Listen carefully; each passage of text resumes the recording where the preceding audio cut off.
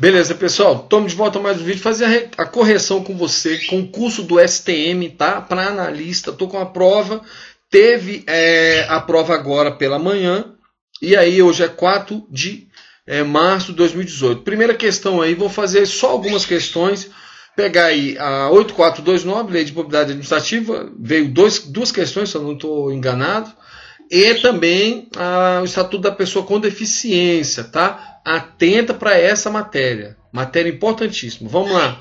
Primeira questão, à luz da Lei de Improbidade Administrativa, Lei 8429 de 92, julgo o item a seguir. É imprescindível a ocorrência de dolo para tipificação como ato de improbidade administrativa da conduta de agente público que cause prejuízo ao erário. Podia até parar de ler, né, pessoal? Olha só, 8429, ela tem aqui no artigo 5º, olha o artigo 5º, a modalidade dolosa e culposa, tá?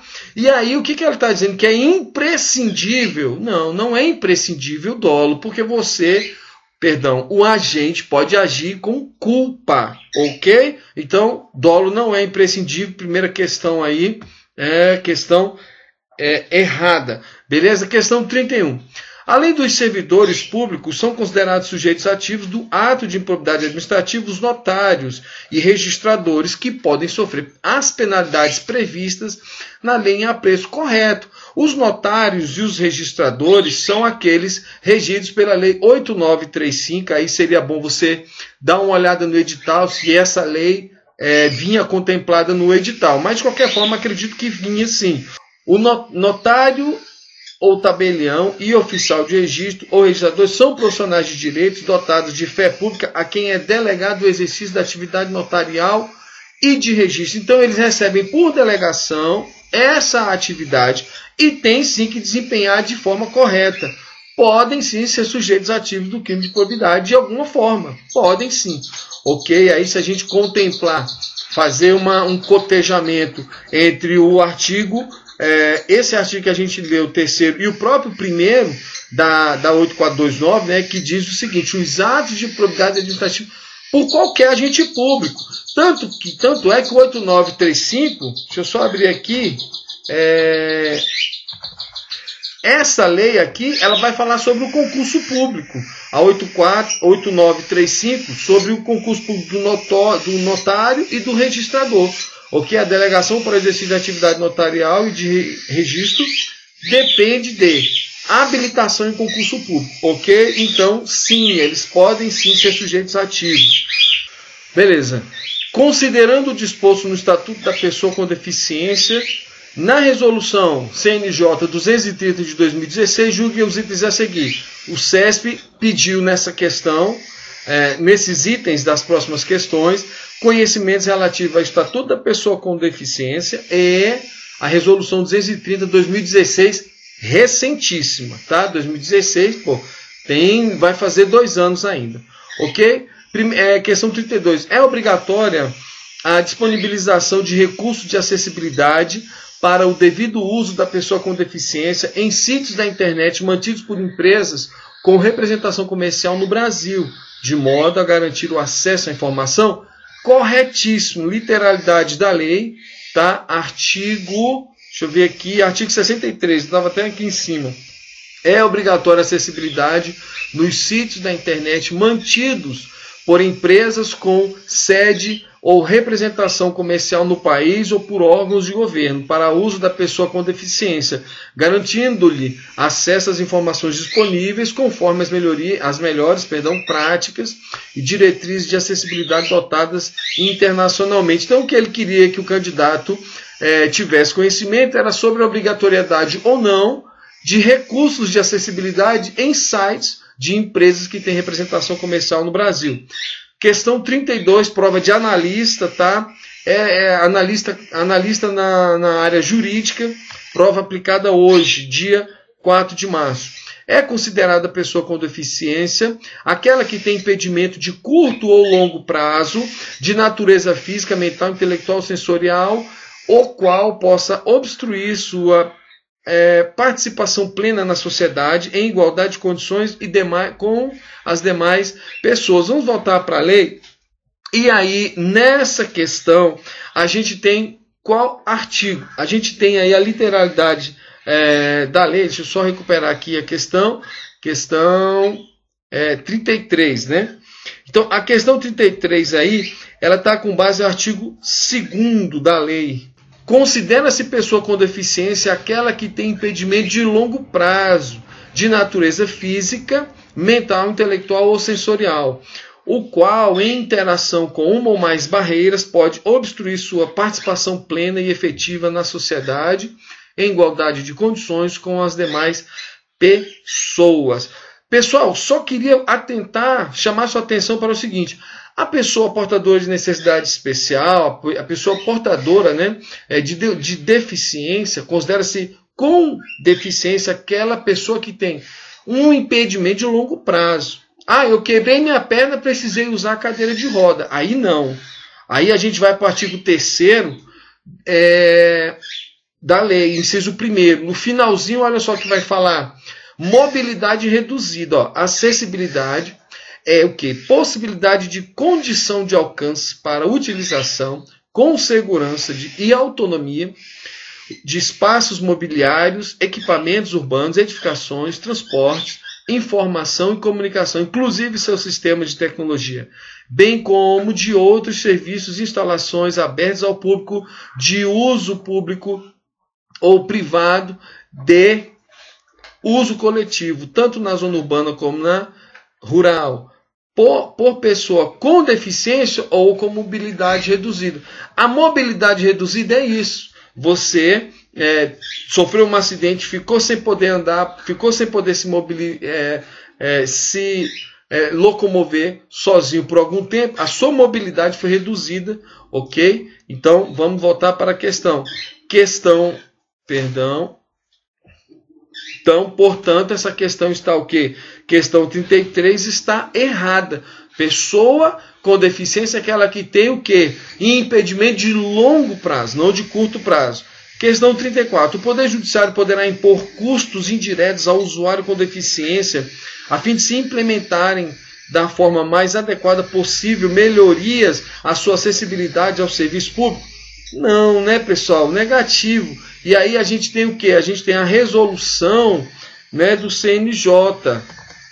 Se a gente for fazer uma busca aqui em custos, artigo 26, vai dar para a gente o quê? Ó? Se o órgão possibilitar aos seus servidores a realização de trabalho por meio do sistema home office, dever-se-á dar prioridade aos servidores com mobilidade comprometida que manifestem interesse na utilização desse sistema. Parágrafo 1º. A administração não poderá obrigar o servidor com mobilidade comprometida a utilizar o sistema de home office, mesmo diante da existência de muitos custos para a promoção da acessibilidade do servidor em seu local de trabalho. E o parágrafo 2º diz: os custos inerentes à adaptação do serviço com deficiência, do servidor, com deficiência ao sistema home office, deverão ser suportados exclusivamente pela administração, ok, pessoal? Então, a administração, o que o item 34 diz? Vai impor custos indiretos ao usuário com deficiência. Quer dizer, a pessoa vai ser punida duas vezes, tem a mobilidade reduzida por longo prazo, quer dizer, está sofrendo porque tem uma deficiência e ainda vai pagar por isso? Absurdo, né? Não precisava nem continuar lendo esse item. Vamos aí, o item 35. Mediante solicitação, assegura-se a pessoa com deficiência o recebimento de boletos, contas, extratos, recibos e cobranças de tributos de maneira acessível. Pensa, pessoal, na questão de uma pessoa que tenha a deficiência na visão. Ela não pode ler, né? Como que ela vai ler um extrato? Tem que estar acessível, beleza? Vamos dar aqui um Ctrl F, extratos. Olha aqui, o artigo 62 já nos dá, da lei, né, 13.146, é assegurada a pessoa com deficiência mediante solicitação. Ela precisa solicitar, porque a instituição bancária, pessoal, tem que estar ciente que aquela pessoa precisa dessa condição de atendimento a um direito seu básico e previsto constitucionalmente, ou seja, o direito de ver atendida a sua mobilidade, um direito aí ligado à cidadania. Tá? Então é assegurada a pessoa com deficiência, mediante solicitação e recebimento de contas, boletos, recibos, extratos e cobrança de tributos em formato acessível. Tranquilo essa questão, né? As questões aí do SESP para esse cargo vieram aí muito tranquilos, aí, letra da lei. Mais duas questões aí. Aqui o SESP explorou o caso hipotético, né? O SESP está vindo com essa metodologia agora de ofertar para você um caso hipotético e para você então responder um item. Julgue a situação hipotética. Um servidor público federal, portador de deficiência, que lhe acarreta redução da mobilidade, realizou exame médico periódico no qual se atestou que, se submetido a determinada intervenção cirúrgica, o servidor recuperaria sua mobilidade plena. Aí ele traz a assertiva. Nessa situação hipotética, conforme o estatuto em apreço, o servidor pode ser obrigado a submeter-se à referida intervenção cirúrgica, uma vez que se trata da melhor opção para a sua saúde. Sabe o que o SESP queria aqui? Ele queria te pegar com aquela questão do aborto necessário. Não faz lembrar? Poxa, é melhor entre a vida de um e a vida de outro, quem que eu vou salvar? A questão do médico, que foi parar até no STF. Mas enfim, vamos ver a lei. A pessoa nessa situação será obrigado? O artigo 10 da lei vai me dizer que não. Olha aí o artigo 11, perdão. A pessoa com deficiência não poderá ser obrigada a se submeter à intervenção clínica ou cirúrgica, a tratamento ou a institucionalização forçada. O consentimento da pessoa com deficiência em situação de curatela poderá ser suprido na falta da lei. Aqui uma outra questão, mas o caput do artigo 11 diz de forma clara e inequívoca, né? Questão errada esse caso hipotético aí, pessoal. Assertiva aí, errada. Ele não pode ser obrigado a se submeter a nenhum tipo de intervenção cirúrgica. Ninguém gosta de cair na faca, né? Ainda mais ser obrigado a se submeter a uma cirurgia. Questão 37, última questão. Se para a administração pública os custos da promoção de acessibilidade no local de trabalho forem aproximadamente 4 vezes superior aos da opção pelo sistema home office, o servidor público com mobilidade reduzida será obrigado a utilizar esse sistema. Pessoal, nada a ver essa questão. Ele novamente joga para o servidor, para a pessoa com deficiência, a questão relativa a quê? Relativa aos custos inerentes dessa adaptação, né? E a lei, novamente aqui, pessoal, artigo 26, aí já da questão da resolução do CNJ, né? E aí diz o seguinte, ó, os custos inerentes ao parágrafo 2º, a gente já até tinha lido, né? Os custos inerentes à adaptação do servidor com deficiência ao sistema home office deverão ser suportados exclusivamente pela administração, ok? E aí, antes, o parágrafo 1º diz o seguinte, ó, a administração não poderá obrigar o servidor com mobilidade comprometida a utilizar sistema home office, mesmo diante da existência de muitos custos, né? O gabarito da questão seria o parágrafo 1º, muitos custos para a promoção da acessibilidade do servidor. Ou seja, a opção pelo home office não tem ligação com o custo, ok? Ó, a administração não poderá obrigar o servidor com mobilidade comprometida a utilizar o home office. Ou seja, é muito custoso adaptar, vão mandar o trabalhador, o servidor público, para casa para trabalhar no modelo home office? Negativo. Faça-se a adaptação. Ok? Aqui no artigo 30, né? Se o órgão possibilitar aos seus servidores a realização do trabalho por meio do sistema home office, dever-se-á dar prioridade aos servidores que tenham cônjuge, filho ou dependente com deficiência e que manifestem interesse na utilização desse sistema. Então, olha só. Tem um servidor público, né, que trabalha em um órgão, e lá no órgão tem um sistema de home office, e esse servidor público tem um parente, tem um cônjuge, um filho, um dependente com deficiência. Então se dá a preferência para que essa pessoa, esse servidor, trabalhe no sistema home office.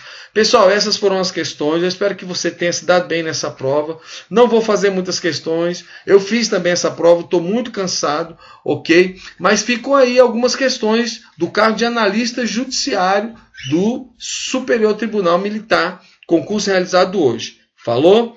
Então, como é que ficou aí o gabarito? 30 errado, 31 correta, 32 correta, 33 errado, 34 errada, 35 correta, 36 errada e a última aí, 37 errada. Valeu, pessoal!